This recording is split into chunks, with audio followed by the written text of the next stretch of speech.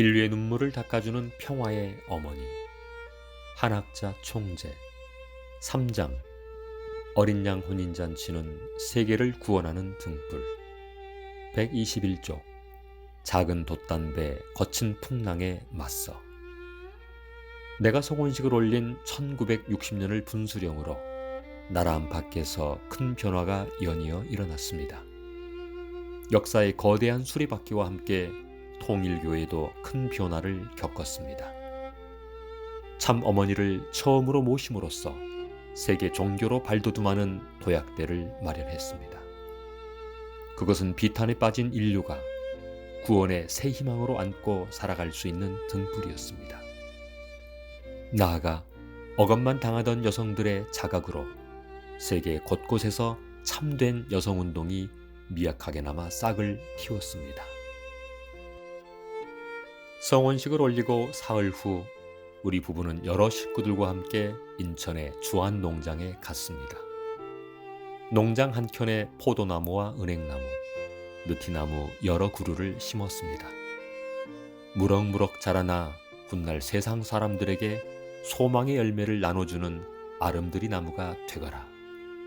이는 단순히 한 그루의 나무만을 위한 기도가 아니었습니다. 나무는 사람들에게 열매와 함께 편안히 쉴 수 있는 안식처를 제공합니다. 이것은 우리 부부의 사명이자 하늘을 섬기는 신앙인이 담당해야 할 역할이기도 했습니다. 신혼방은 청파동 교회 뒤편에 허름하고 작은 방이었습니다. 한쪽은 교회 예배당으로 이어졌고 반대편은 뒷마당으로 이어졌는데 그 마당은 손바닥보다 조금 컸습니다. 부엌은 바닥에 시멘트를 대충 바른 재래식이었습니다. 처음으로 식사를 준비하던 날 몇 가지 음식을 손쉽게 만들어내자 몇 주 전만 해도 나를 학생으로만 여겼던 사람들이 깜짝 놀랐습니다. 부부가 오붓하게 지내는 날은 극히 적었고 늘 교회 식구들로 붐볐습니다. 그런 가운데서도 문 총재와 마주 앉아 세계를 위해 무엇을 어떻게 해야 할지 많은 이야기를 나눴습니다. 이제 그만 식사하셔야지요. 그 소리에 문득 시계를 보면 오후 2시 아니면 3시였습니다. 장차 내게 주어질 일들은 많았고 한국은 물론 전 세계가 나의 따스한 손길을 기다리고 있었습니다.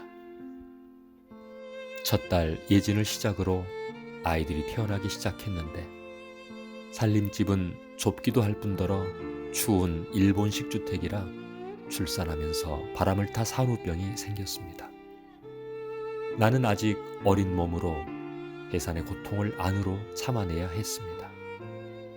배후에서 역사하시는 하나님의 손길을 한시도 잊지 않았습니다. 아이들은 형제 자매가 많아 비좁은 방에서 북적거리면서도 서로 사랑하고 아끼며 자랐습니다.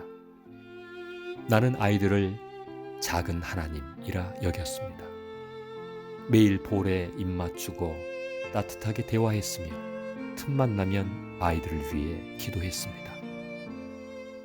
부모와 자녀가 하나 되어 함께할 때 그 자리에 하나님이 임재하실 수 있기 때문입니다. 이는 단지 내 당대에만 해당되는 것이 아닙니다. 하나님의 섭리를 위한 복잡한 혈통을 이제 내 당대에서 하나로 한 혈통으로 복귀하지 않으면 안 됩니다.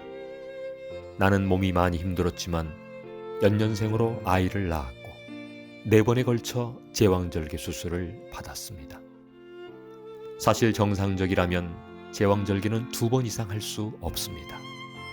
3번째 수술을 하겠다고 했을 때 담당 의사는 나를 이해할 수 없다며 남편과 함께 오라고 했습니다. 그 후 마지막까지 4번의 수술을 통해 아기를 낳음으로써 하늘과의 약속과 책임을 완수했습니다. 아직도 그 자리에는 아픈 기억이 남아 있습니다. 내가 생명을 걸고 낳은 자녀들이지만 내가 그들에게 바라는 것은 부모로서도 도와줄 수 없는 하늘이 바라시는 각자의 소명과 책임을 다하는 것입니다. 그래서 오늘도 나는 기도를 합니다. 사실 나는 성혼 후 외박살이를 자처했습니다. 문총재가 온갖 고난길을 걸었듯 나 역시 감당기 어려운 고초를 매일 겪었습니다. 온갖 시험과 고난이 소용돌이치는 차가운 현실 앞에서 나는 마치 거친 바다에 떠있는 작은 돛담배와 같았습니다. 그러나 나는 내 소명을 잘 알기에 기도로써 그 고난들을 이겨 나갔습니다. 말없이 인내하고 늘 기도하는 내 삶은 식구들에게 차츰 감화를 주었습니다.